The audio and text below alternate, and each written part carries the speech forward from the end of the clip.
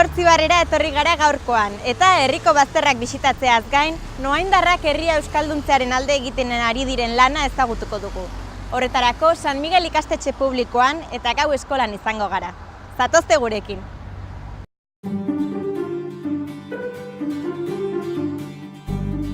Noain Elortzibar kokatu eta xehetasunen berri izateko lehen elkarrizketa Aitor Perez udaleko zinegotziarekin egingo dugu. Egunon, Aitor? Egunon, bai. Zer moduz? Oso ondo, bai. Pozte naiz. Hasteko, nola dago une honetan Noain Elortzibar kulturalki, ekonomikoki, nola aurkitzen da? Ekonomikoki esango nintzeke nahiko ongi gaudela. Horre kontuak nahiko saneatu ditugu. Ez dakit hona dola txarra den, baina urte bukaeran zerbait sobratzen zaigu, diru pixkat, ez dakit hona den edo txarra. Ez da gutxi? Ja, baina esan edu ez dugula dena gaztau. Ordan, eta hala ere, esan edu, urtez urte, haidela poltsa haunditzen. Eta hori ezin gazatu, Montoro lagunaren legeari buruz, ezin diguzten gune dugun dirua gazatzen, guztien. Orduan, bai ongi eta ez hain ondo. Mugatuak zaudetela, bai, oso mugatuak. Eta gero kulturalki, esan behar da, Noain Elortzibar oso nahiko famatua dela kultura aldean. Badaukagu eskola musika oso famatua, Nafarro aldean. Gero baitugu kantu taldeak, musika taldeak, baitugu, ekintza, kasi astebururo baude ekintza bailara guztian. Gero, bailaren ere baitu dauden konsejoak gotxa, baduka bere ekitaldi urtean 6 bakotxak, bai. Kulturaki oso ondo. Oso ondo. Eta herriak ze bilakaera izan du azken urteetan? Nik uste jendea konturatzen da, berengan gehiago kontatzen dela. Egozak behari galetzen dizkigula zer nahi duen. Adibidez, azkeneko joan urtean galetu genien bigantzak nahi zuten edo ez. Parte hartze esan oso hundia izan, baina, kontutu ziren guk galetu nahi diegula biztan hori zer egin nahi duen. Bere herrirako uste duen honena den. Ordan, behar ikusten dute, behengan badugula puntu hori. Hori izango litzateke herria gobernatzeko gakoa orduan. Bai. Jakina da Nafar gobernuk udal maparen berrantolaketari ekin nahi diola, eta lege proiektu horren arabera 11 eskualdetan egotea pasatuko litzateke Nafarroa. Lege proiektu honen nondi norakoak ezagutzen dituzu, zein da zure iritzia? Gehiegi ez ditut ezagutzen, irakurri dut, prentsan irakurri ditut. Eta nire iritzia da, mapa honek behitu guztet 25 urte. 25 urtetan biztanlegoa asko aldatzen da, jendea mutu egiten da. Adibidez, Noain Elortzibar duela 10 urte, zanbat biztanle ezagu dituen, 7.000 gutxiago. Horien 8.000 eta berreun geha. Gauza horiek aldatu behar dira. Leku batzutan gazte gehiago izango dira horren, bestetan zahar gehiago horren, ezin dira gauza berdinak eskatu. Ni ongi ikusten dut aldatzea. Gero ongi atatzea edo ez, beti dago aldatzeko... Baina aldaketa positiboa da, zure ustez. Eta Noain Elortzibarri zertan eragingo lioken? Orain dikan, ezakigu zertan, hobekuntza izango zen, baina lehen esan dudan bezala, nik uste dena aldatzea da. Eta gero, horren arabera, ikusiko dugu. Zu udaleko zinegotzia zara, etorkizunera begira baduzue proiektu handirik esku artean, o zertan ari zarete orain lanean? Bai, lehen esan dudan bezala, jendari biztanleagorik galetu dio bizkigu gauza hainbat gauz. Hemen badago futbol zelai zahar bat, hutsa dagoena, ez dagoela zer. Egin genuen eskatu genien herritarrei proiektu batzuk azaltzeko, eta gero bozkatu zuten horren arabera. Gatzea zen proiektu maju bat, eta hori da orain egin nahi duguna edo zaitu nahi duguna egiten proiektu bat. Gero dik kirolak ematen ditut, eta hemen aurrak pila bat jaio dira urte hauetan. Horan behar dugu, futbol zelai handiagoak, pilotalekuak, polikiolegeak, ez dugu. Orduan, nire erronka da hori, beste polikirolegi txikiago bat egitea, behar duela herriak. behar duelako. Baina, karo, esan dudanez, Montoro legenen ze bitartez, pues, ezin dugu zer egin. Orduan, oso gaude, lehian. Bueno, zirrikituak eta irten bai, aber nola atratzen duen. Orduan, herrian egingo zenuken aldaketa nagusienetakoa edo beharra handiena duena, esango zenuke kirol instalazioak. Bai. Eta hori, jendeari ere guztia bere beharra dugula. Parte hartzea. Ni hori faltan hartzen dut. Herritarren parte hartzea. Lehen esan dudan bezala, bigantzaren galdereketa egin genuen, 8.000 biztan legean, eta 300 bakarrik egitu zuten, 300 naguztun hartu zuten parte. Hori ikusten da falta dela, herri honetan. Hori bultzatu behar dela, ezta? Oso ondo. Horixe izan da guztia gaurko Aitor, eskerrik asko tartea hartzeagatik eta animo proiektuekin. Bai, ba, zondo.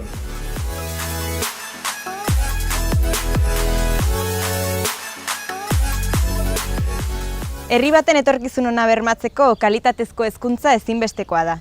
Eta horretan dihardute Noaingo San Miguel ikastetxe publikoan. Bertan elkartuko gara, bertako ikasketa buruekin. Bueno, Marisa, lehenik eta behin San Miguel ikastetxe publikoan azaldu diguzu zenbat ikasle dauden, zer edutan banatuta dagoen ikastetxea? Bai, San Miguel ikastetxean orain 818 ikasle dira, baitugu eredu guztiak edo programa guztiak, eta banatuko ditugu orain komentatzeko pizka bat 3 zatitan esate baterako, bale? 115 dira G-eredukoak, oso gutxi dira, 119 D eta D-pai eredukoak, eta 176 dira A eredukoak. Orduan, hauek dira gure zenbakiak orain, ze igual gaurra etortzen dira beste batzuk eta hola, eta gora joaten da, zenbaki hauek joaten dira gora. Oso ondo. Eta ikastetxean euskarari dagokionez zer erronka dituzue? Hemen ikastetxean badugu erronka majo eta gainera nahi dugu erronka hori hartu eta aurrera eraman. Printzipioz oso importantea da euskara guretzat. Hemen lantzen ditugu 3 hizkuntzatan, gureak, euskara eta gaztelania, eta gero ingelera. Orduan, zentro honetan oso ikasle gutxi dira, esan dudan bezala, G-eredukoak, euskara ez dutenak ematen esate baterako. Eta orduan, guretzat oso importantea da euskara goratzea, eta ikusten dugu hori emaitzak. Gero eta ikasle gehiago izena ematen dute D-eredurako, eta gero eta ikasle gehiago A-eredurako, eta horrek badu berea. Orduan, gero, Lionelek ikasketa buru adjuntuak komentatuko dizuet pizka D-ereduri buruz, orain ni igual komentatuko dizuet gehiago A-eri buruz, eta hor dugun erronka batez ere da, ulermena lantzea, txikitatik, ulermena, eta gero ja, 3. mailatik gora hastea pizka bat, hitz egitearekin eta pizka bat hola, ez? Orduan, zertarako hori izan da beti nire utopia, lortzen badugu oso ulermen ona A-ereduan eta gero hasten badira hitz egiten, D-ereduko ikasleek hitz egiten dutenean ez dute aldatu behar gaztelanera. Eta orduan, hori da pizka bat euskara bultzatzea eta maitatzea. Gainera, lortu duzue A-ereduan hasitako ikasleren batzuk D-eredura pasatzea ere? Bai, hori normalean ez da gertatzen beste eskoletan, igual gertatzen da baina nik ez dakit, baina printzipioz hori. Orduan, hori da gure metodologiari esker. Egiten dugu D txiki bat izango balitz bezala A-ereduan, eta orduan dena beti euskeraz, noski, eta ulermena lantzen da pilo. Orduan, gero, familiek badute aukera ereduz aldatzeko aurre hezkuntza bukatzean eta lehen hezkuntza hasi baino lehenago. Tarte etxo horretan badute aukera, hori da. Eta orduan, orain arte, ja bada familia bat umeak aldatu zituena, eta oso ongi, eta aurten badugu ja beste pertsona bat, beste familia bat aldatu nahi duena. Orain arte emaitzak oso onak izan dira, berehala hasi dira D-ereduan eta oso ongi, berehala orduan posten gaitu asko horrek. Bai, noski.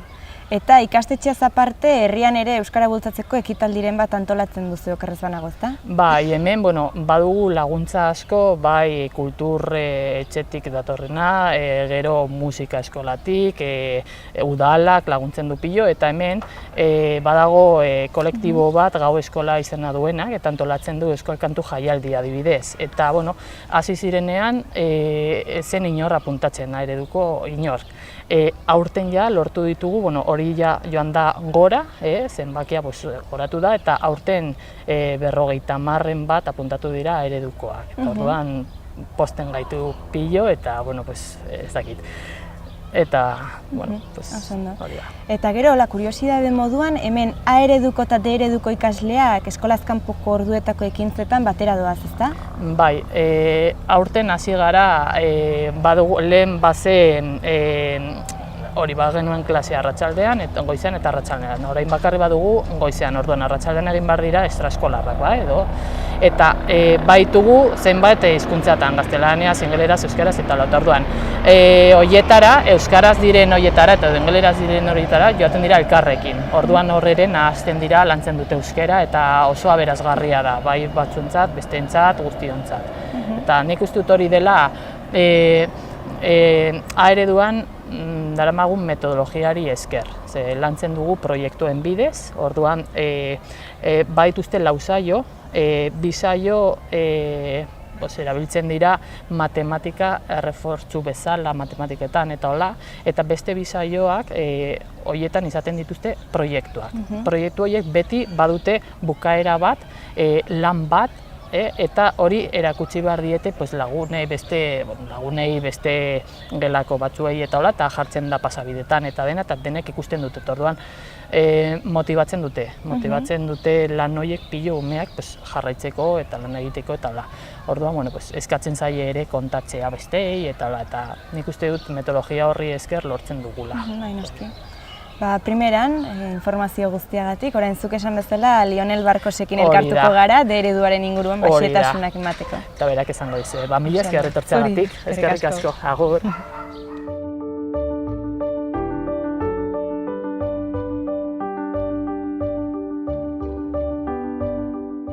Egunon, Lionel, zer moduz? Egunon, Amaia, ongi, eskerrik asko.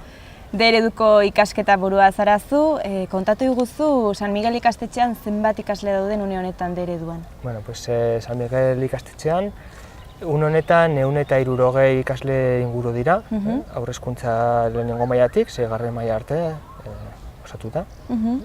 Oso ondo. Nafarroako hezkuntza departamentuak baieztatu du D ereduan matrikulatzen direnen kopurua igo egin dela. Zuen kasuan ere horrela da? Bai, berez aurtengo aurrematrikula kanpainan ikusi dugu joera izan dela oso nabarmena. Orain arte ikasle kopuruaren arabera badugu 19% da D ereduko ikaslearen kopurua, eta aurten aurrematrikulan ikusi dugu gutxi gora bera 30%era iritsi garela. Orduan, joera ikusten da, gorantz doala, eta azken urteetan ere ikusten dugu joera nahiko positiboa dela. Baina nahiko aipagarri izan da aurtengo emaitzak. Eta zein da D ereduan matrikulatzen diren ikaslearen perfila? Hasiera batean, hemen eskolan D eredua hasi zenean, gehien bat etortzen ziren ikasleak ziren familia euskaldun edo euskaltzaleen familietako ikasleak, baina ikusi dugu azkenengo urteetan hasi dela pixka bat horretan aniztasuna sortzen eta familia desberdinetako ikasleak etortzen hasi direla. Baita ere ikusten dugu azken urteotan jatorri desberdinetako familietako ikasleak ere batzu baitugula, eta orokorrean matrikularen igoerarekin ikaslearen perfila ere aldatzen hasten da. Beti ere izango ditugu ikasleen artean familia euskaldun edo euskaltzaleen seme-alabak. Oso ondo. Eta zein izan ohi dira gurasoen zalantzak D ereduan matrikulatzerako orduan? Zalantza horiek esan daiteke badirela unibertsalak, betikoak eta beti izandakoak. Guraso batzuk edo guraso askok D ereduan matrikulatzerako orduan beti dute zalantza berdina, ez? Gero nola lagunduko dieten etxeko lanekin edo batez ere familiari dagokion, teorian dagokion lan horretan, ez? Orduan guk esaten dieguna da, D-eredua dela murgiltze eredu bat, murgiltze ereduak ez direla zer berria, duela 40 urte baino gehiago martxan jarri zirela, eta murgiltze ereduen ezaugarrietako bat dela familia, kasu honetan murgiltzea euskaran denez, familia ez euskaldunei zuzendutako eredu bat dela. Orduan, nola familia ez euskaldunei zuzendutako eredu bat da, eredua berak jotzen du familiak euskaraz ez hitz egitea. Orduan, hori alde batetik, gero bestetik, esaten dugu, gu eskola honetan D-eredua bada etxerako lanak bidaltzen ez duen eskola gutxienetako bat. Guk erabaki hartu genuen etxerako lanak ez genituela bidaliko, batez ere etxerako lan tradizionala, betiko etxerako lan tradizional horiek, ez? Horrek ez du esan nahi, guk etxerako ezer bidaltzen ez dugunik, ez? Baina ikusi genuen betiko etxerako lan tradizional horiek ez direla rentableak, ez zutela aurraren garapen akademikoan ez zutela inolako etekinik, eta esan alde batera utziko ditugu, badago joera, hasi da pixka bat, eta badago horren inguruan badago eztabaida handia, horren guk erabaki genuen baztertuko genituela, eta beste etxerako zeregin desberdin batzuk bidaliko genituela. Hala nola, eskatzen dizkiegu esanguratsuak diren lan batzuk, funtzionala direnak, erabilgarria direnak, eta batez ere eskolakoa osatzeko. Izan daiteke informazio bilaketa, materiala bilaketa, osagarria, ez? Oso. Eta hizkuntza trataerari dagokionez, nola antolatzen zarete, maila ona lortzen dute ikasleek euskarari dagokionez? Guk eskola honetan suerte handia daukagu, batez ere haur hezkuntzan egiten den lanarekin. Ni adibidez lehen hezkuntzako irakaslea naiz, eta guk lehen hezkuntzan ikusten dugu haur hezkuntzatik pasatzen diren ikasleak gehienek barneratuta dutela euskal hizkuntza. Orduan, haur hezkuntzan egiten den lana euskararekiko oso interesgarria da, oso jasoa da, ikusten dugulako, lortzen ditugula ikasle elebidunak kasi 6-7 urte dituztenerako. Nola lortzen dugu ikasle euskaldunak hain goiz lortzea? Lehenengo baldintza da, irakaslea erreferentzia dela beti euskara. Inoiz ez zaie zuzenduko gazteleraz. Naiz eta batzutan ikasle badakiten, eta hori naturaltasunez tratatzen dugu, batzutan badakite, ikusten gaituzte bere gurasoekin hitz egiten gazteleraz, baina gu gara erreferentea euskaraz, eta gu gana jotzen dute beti euskaraz.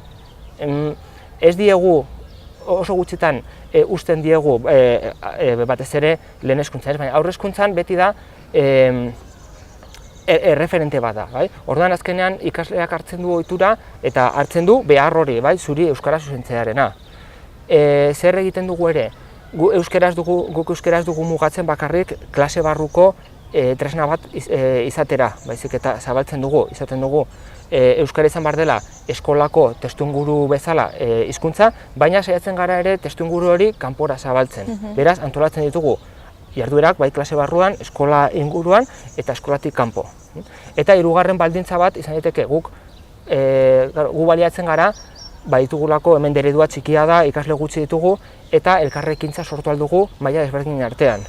Orduan oso ohikoa da talde bat, txikien talde bat, handien talde baten gana jotzea, zalantza bat argitzera, materiala eskatzera, elkarrekin jarduera bat egitera eta horrelako ekintzetan. Eta guk uste dugu hori oso mesedegarria dela, gero hizkuntzaren garapen horretan, euskararen garapenean maila ona lortzeko. Nola frogatu dezakegun hori hizkuntza maila ona dela? Badugu institutora joan den talde bat, zegu hasi ginen hemen duela 10-11 urte, eta pasaren urtean izan genuen lehenengo taldea institutora joan zena. Institutotik esan digute, baloratu dutela, hizkuntza maila ona dutela. Nola beste frogatzeko beste modu bat izan da ere, Nafarroko gobernuak sartzen dituen kanpo-frogei esker. Azkenengo urteetan ikusi dugu ere kanpo-frogen emaitzetan hizkuntza arloan ere emaitzak nahiko onak direla, bai? Nafarroko bataz bestekotik gora gaude. Pozgarria da hori. Bai. Eskerrik asko azalpen guztiengatik, Lionel, eta horrelaxe jarraitu eta hurrengo bat arte. Eskerrik asko zuei.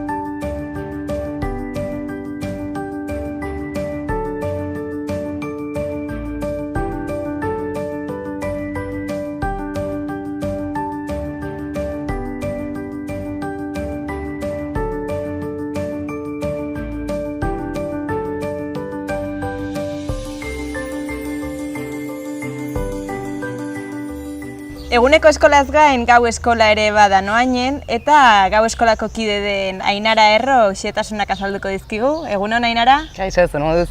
Ondo. Bueno, zenbat ikasle daude egun Noaingo gau eskola, noiztik sortu zen eskola, kontatu iguzu pixka bat? Eskola orain dela 40 urte inguru pixka gutxiago sortu zen, eta gaur egun 3 maila desberdinetan 35 ikasle inguru daude. Maila ezberdinak daude orduan? Bai, iaz hasi zen kurso bat, aurten beste bat, eta gero beste klase batetan badago pupurri bat, zenbait urte daramatzaten jende ezberdinarekin. Eta zer bultzatzen ditu ikasleak euskara ikastera animatzera? Bueno, nik uste dut arrazoi ezberdinak. Batzuk gurasoak izan dira eta bere seme-alabak D-ereduan ikasten daude, orduan beraiek seme-alabekin euskaraz komunikatu nahi dute. Beste batzuk bere hizkuntza bezala sentitzen dutelako euskara, eta arrazoi ezberdinak daude. Beste batzuk ere lanagatik edo... Klaseen ordutegia gau ez dira? Ez. Guztiak edo? Ez, gaur egun badago klase bat goizetan ematen dutena, beste batzuk 6:30-tik 8:30-etara, eta beste batzuk 7:00-tik 9:30 arte. Egun ezberdinak, klase bakoitza baditu bere ordutegiak, bere egunak eta bai. Eta euskara klasez gain gau eskolatik antolatzen dituzuen bat ekitaldi baita ere herrian euskara bultzatzeko. Adibidez aipatu didazu euskararen eguna ospatu behar duzuela. Bai, justo larunbata honetan ospatuko dugu euskararen eguna, 18. urtez, eta aurten Dorres herrian egingo dugu. Egiten dugu batzutan Noainen eta beste batzutan Bailarako herrietan, eta aurten justo Dorresen egingo dugu. Eta euskararen presentzia zenbaterainokoa da Noainen, zenbateraino da posible euskaraz bizitzea? Bueno, egia esan gaur egun euskara gehiago entzuten da kaletan orain dela urte gutxi batzuk baino. D-eredua dagoenetik Noainen senide askok euskaraz egiten dute eta hori kalean entzuten da, baina gero besteltik, egia esan adibidez liburutegian edo kulturetxean jende euskalduna dago lanean, baina udaletxean ez edo ez dakitzen. Eta ikasleak diren horiek kalean euskara erabiltzera animatzeko sekretua edo zein da? Bueno, hori norberaren, hori da. Oso ondo. Orain, bisitatxe bat egingo zen iguke herritik, herria ezagutzeko irrikitan gaude. Noski, bagoatzen herria ezagutzera. Primeran.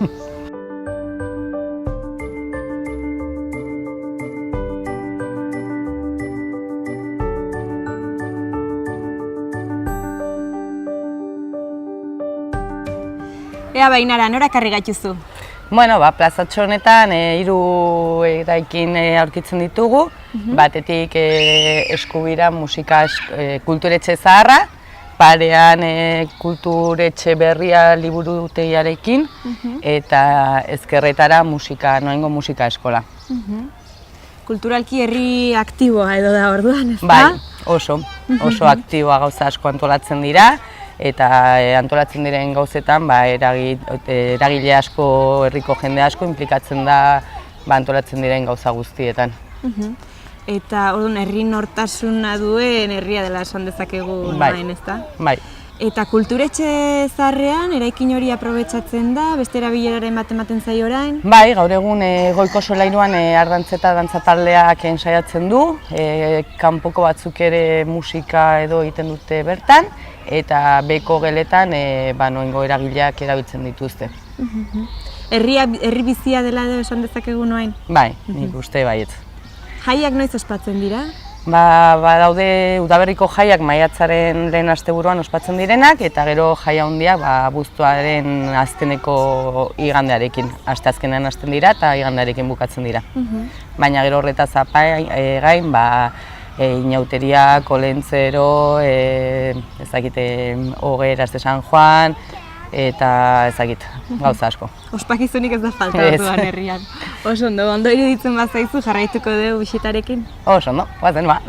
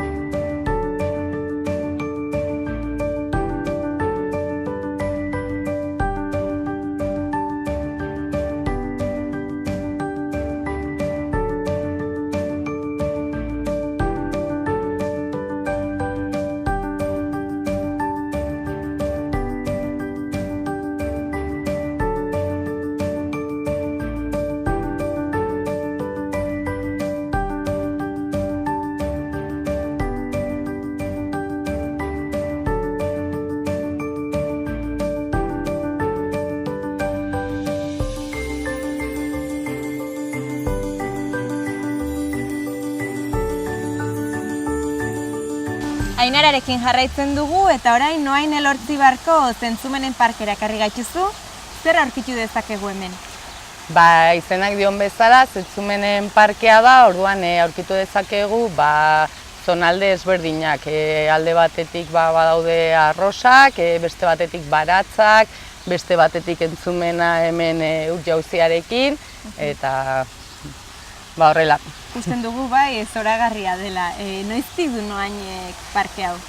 Parke hau sortu zen 2006 urtean, toki hau munizipala zen, baina bertan etxe bizitzak ezin ziren egin aeroportua oso hurbil dagoelako, eta orduan parke hau egitea erabaki zen.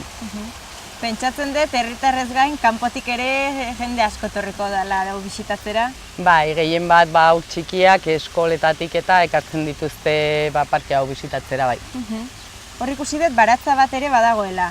Bai, baratzak daude, orduan nahi duena, etor daiteke hor ondoan ere dagoen Lorenea etxera, bertan ematen dizute saskitxo bat, txalekoa eta labana, eta bakoitzak joan daiteke baratzetara, eta dauden gauzak, markatuta daude punto gorria edo punto berdearekin, orduan punto berdea duena hartu dezakezu, bakoitza hartu dezake nahi duen guztia, eta gero berriro pasa Loreneatik ordaintzera. Ze ondo, gaztetxoko polita duzuen herrian, pentsatzen dut herritarrak ere hurbilduko direla hemen. Bai, gero adibidez, ekainean egiten dira kontzertu batzuk, edo aurten ere ekainaren 22an Ardantza eta Dantza taldeak betetzen du 25 urte eta egingo da hemen dantza ekitaldi bat, eta bai, gauzak antolatzen dira ere parke honetan. Eskerrik asko herria erakusteagatik, eta beste bat arte, Ainara. Bale, zuei.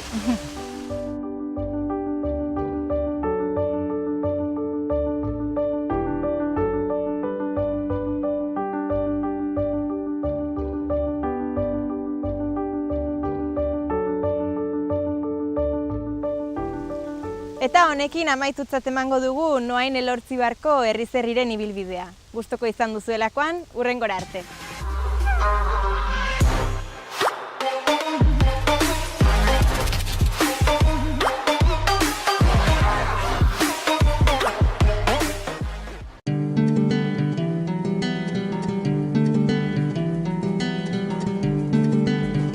Saio hau Nafarroako Gobernuak diruz lagundu du.